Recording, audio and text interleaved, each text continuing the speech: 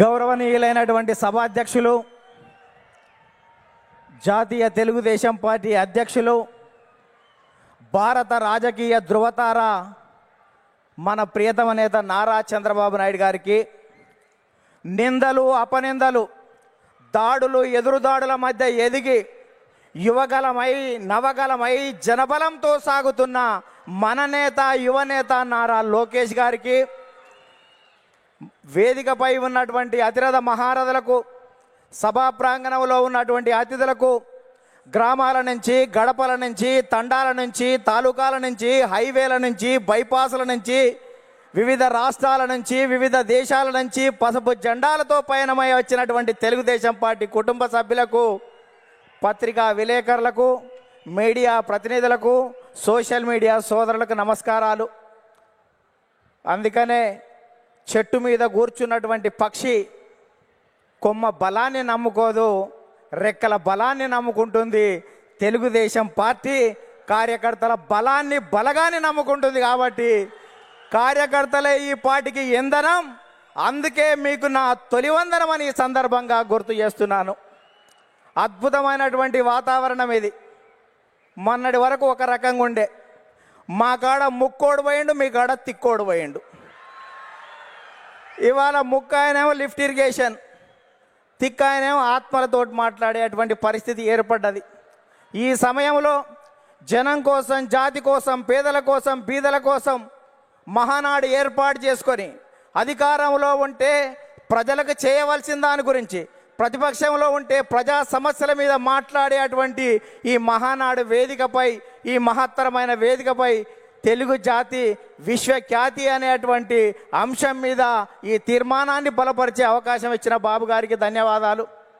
సోదరులారా, స్వర్గీయ నందమూరి తారక రామారావు గారి మనందరి ఆరాధ్య దైవం, తెలుగువాడి ఆత్మగౌరవానికి ప్రతీక, నమ్మిన సిద్ధాంతాల కోసం మడమ తిప్పని యోధుడు, ఎందరికో రాజకీయ జన్మనిచ్చిన కారణ జన్ముడు, సినీ వినీలాకాశంలో రారాజుగా వెలుగుతున్నటువంటి సమయంలో రాష్ట్రంలో, కేంద్రంలో ఉన్నటువంటి పరిస్థితి చూసి ఢిల్లీ పురవీధుల్లో దిగజారుతున్న తెలుగువాడి ఆత్మగౌరవాన్ని పరిరక్షించాలని, తెలుగువాడి ఆత్మగౌరవం అంగట్లో అమ్మే సరుకు కాదని నిరూపించాలని, గాఢాంధకారంలో ఉన్న తెలుగు జాతికి వెలుగులు ప్రసాదించాలని, రాష్ట్రంలో ఉన్నటువంటి ఆర్థిక అసమానతలు, సాంఘిక దురాచారాలు, ఇవాళ నిరుద్యోగం, నిరక్షరాస్యత ఇటువంటివి పారదోలాలని, పేదల కోసం, బీదల కోసం, బడుగు జనం కోసం, పల్లె ప్రజల కోసం, అణగారిన జనాల అభివృద్ధి కోసం ఆదర్శవంతమైనటువంటి విధానాల ద్వారా తెలుగుదేశం పార్టీకి శ్రీకారం చుట్టాడు అని ఈ సందర్భంగా గుర్తు చేస్తున్నా. అందుకనే తెలుగుదేశం పార్టీ ఆవిర్భావం తర్వాత రాష్ట్ర రాజకీయాల్లో పెను సంచలనం చంపింది. 9 నెలల్లోనే ఇవాళ అధికారంలోకి వచ్చినటువంటి చరిత్ర మనది. భారతదేశ రాజకీయాల్లో సంచలనాలు సృష్టించినటువంటి చరిత్ర మనది.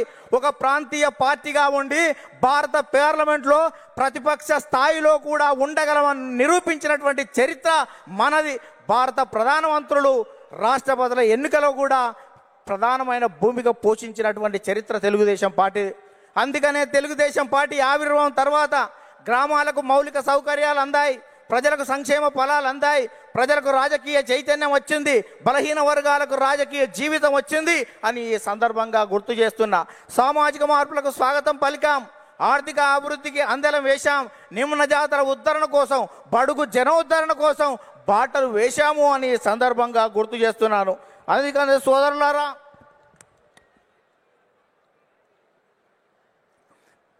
బడుగు జనోద్ధరణ కోసం బాటలు వేశాం. అందుకనే గతంలో రాజకీయాలు భూస్వాములు, ఆసాములు, జమీందారులు, జాగీర్దారులు, దేశ్ముఖులు, దేశ్ పాండేల కబంధ హస్తాలలో ఉన్నటువంటి రాజకీయాన్ని గరీబోళ్ళ ముంద ఉంచినటువంటి చరిత్ర తెలుగుదేశం పార్టీది.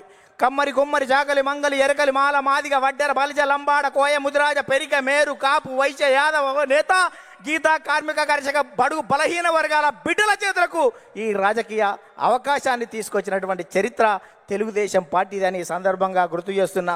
అందుకనే స్వర్గీయ నందమూరి తారక రామారావు గారు 2 రూపాయల కిలో బియ్యం పెట్టాడు.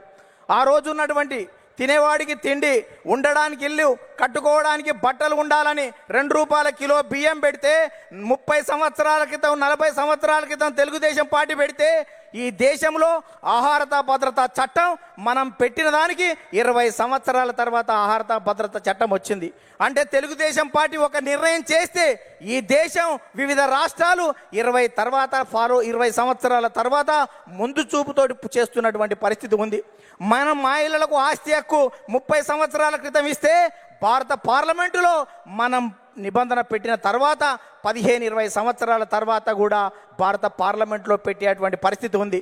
అందుకనే ఈ దేశంలో ప్రతి చట్టం కూడా తెలుగుదేశం పార్టీ ముందు చూపుతోటి విజన్ 20 తోటి ముందుకు పోతున్నటువంటి పరిస్థితి ఉంది. అందుకనే స్వర్గీయ నందమూరి తారక రామారావు గారు తర్వాత మన ప్రియతమ నేత నారా చంద్రబాబు నాయుడు గారు అధికారంలోకి వచ్చిన తర్వాత రామన్న రూపుదిద్దినటువంటి ఈ పార్టీని చంద్రన్న తీర్చిదిద్దాడు.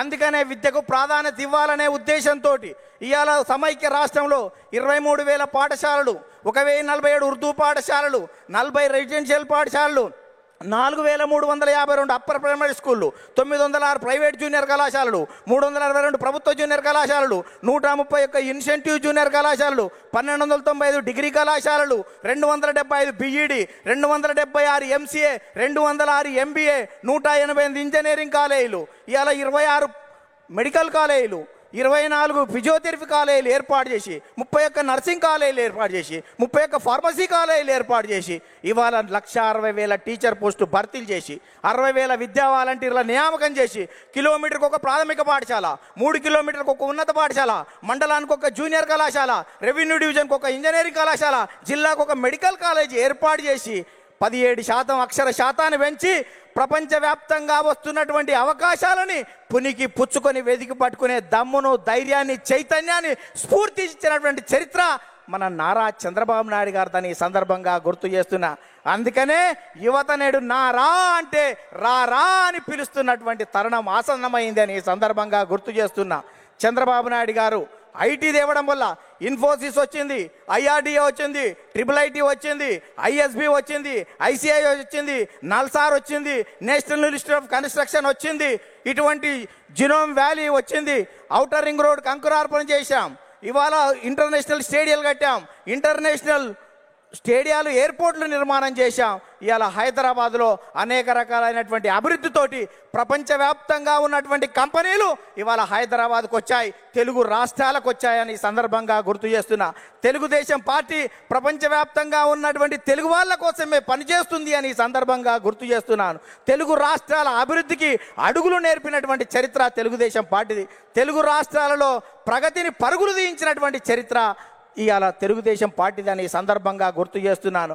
అందుకనే సోదరులారా, ఇవాళ ప్రపంచవ్యాప్తంగా నారా చంద్రబాబు నాయుడు గారి మీద ఉన్నటువంటి మమకారంతో ఇవాళ చంద్రబాబు నాయుడు గారు అనుక్షణం, ప్రతిరోజు, ప్రతి గంట, ప్రతి నిమిషం, ప్రతి క్షణం ప్రపంచవ్యాప్తంగా వచ్చినటువంటి మార్పులను గ్రహిస్తూ మనని చైతన్యం చేస్తూ ఆ వైపు మనల్ని తీర్చిదిద్దు తెలుగు జాతిని మహోన్నత జాతిగా తీర్చిదిద్దేటువంటి దానికి శ్రీకారం చుట్టాడు అని సందర్భంగా గుర్తు చేస్తున్నాం. అందుకనే తెలుగుదేశం పార్టీ 20 సంవత్సరాల క్రితం చంద్రబాబు నాయుడు గారు జినోమ్ వ్యాలీ పెడితే కోవిడ్ టైంలో వ్యాక్సిన్ జినోమ్ వ్యాలీ నుంచి వచ్చి భారతదేశం మొత్తం ఇవాళ గర్వించదగ్గటువంటి వ్యాక్సిన్ 20 సంవత్సరాల క్రితం చంద్రబాబు నాయుడు గారు పెట్టిన జినోమ్ వ్యాలీలో తయారయ్యింది అంటే దేశం మొత్తం కూడా చంద్రబాబు నాయుడు గారికి ధన్యవాదాలు చెప్పవలసినటువంటి అవసరం ఉంది అని సందర్భంగా గుర్తు చేస్తున్నాను.